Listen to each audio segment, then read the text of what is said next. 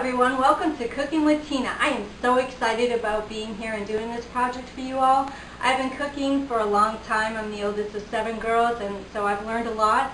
And you know, you never know when your passions are going to come about, and I learned later on that I just love to cook. So I am excited to share these tips with you, and I just hope you enjoy it. So let's get started.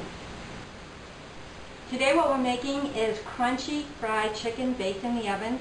And there's many reasons why I chose this recipe, because it is easy, it's delicious, minimal ingredients, and it takes just a very short time to make. It's one of my husband's favorites, and I hope it's one of yours.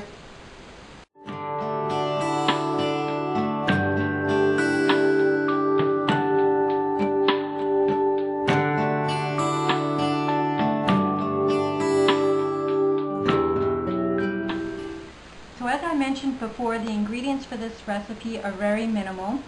What you'll need is your seasonings, your salt, pepper, and paprika, about 2 cups of cornflakes, half a cup of melted butter, and then your chicken.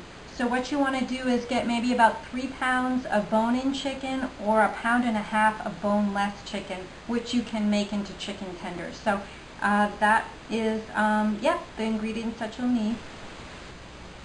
Before we get into the actual cooking recipe, I want to go over some chicken safety. It's really important that you wash your chicken and make sure you've had it dry and cook it well to prevent contamination. You don't want to get sick from it. So also make sure you clean your surfaces and your utensils well afterwards. I just wanted to point out a few things here. As far as cooking chicken, let me put my glasses on. Keep the juices in and cook time to a minimum for moist, tender chicken. Don't test too often for doneness, only once or twice, so the juices of the chicken stay in the chicken. To test for doneness, use a knife to cut into the center of the thickest part of the chicken to see if the juice is no longer pink. That's when you'll know it's done. Do not pierce the chicken with a thick fork, or the chicken will lose excessive juices. Avoid overcooking your chicken by testing after the minimum cook time given in a recipe.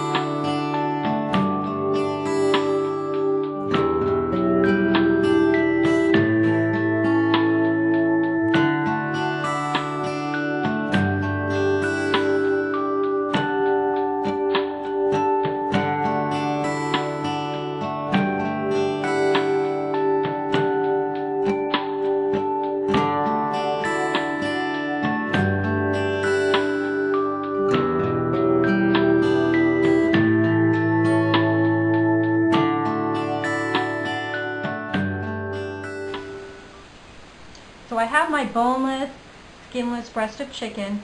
What we love is the chicken tender. So what I'm going to do is cut the chicken in about 1-inch strips.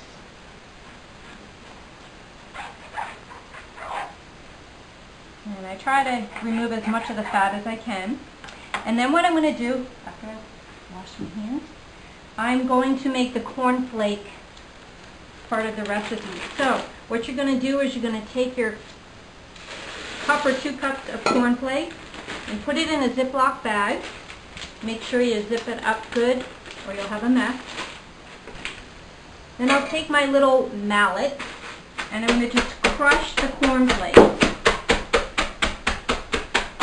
You don't have to go crazy with this, just so you have a bag full of cornflakes that look to that consistency. Or you can go thinner, it's up to you.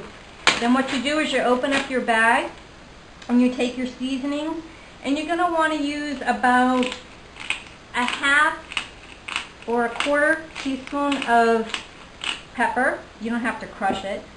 About a teaspoon of salt. And again, I make my recipes according to what, I know my family or I like, and I do like it a little bit more salty, so I add, extra salt.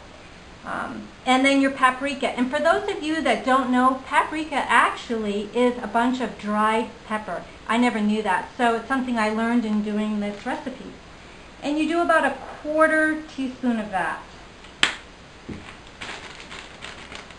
Ziploc your bag up again. Mix it up. So there is your breading. Then you're going to go ahead and take your chicken tender and dip it in the melted butter, one side and then the other. And I like to get it well coated.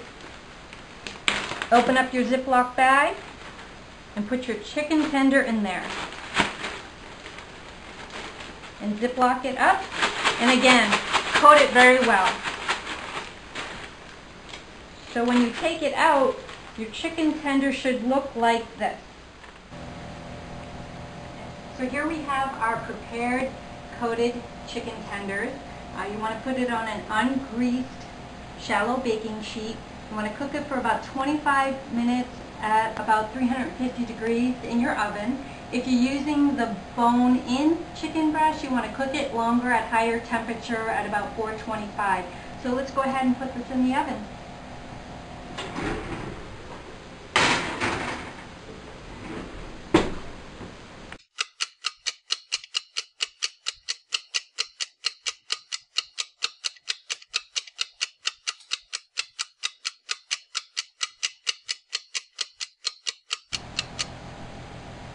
So here we have our cooked chicken tenders. I hope you enjoy it just as much as I do. Thank you, Sarah, for suggesting me to do this cooking video. I've had a lot of fun. Thanks, Judy, for videotaping me, and enjoy. Ciao.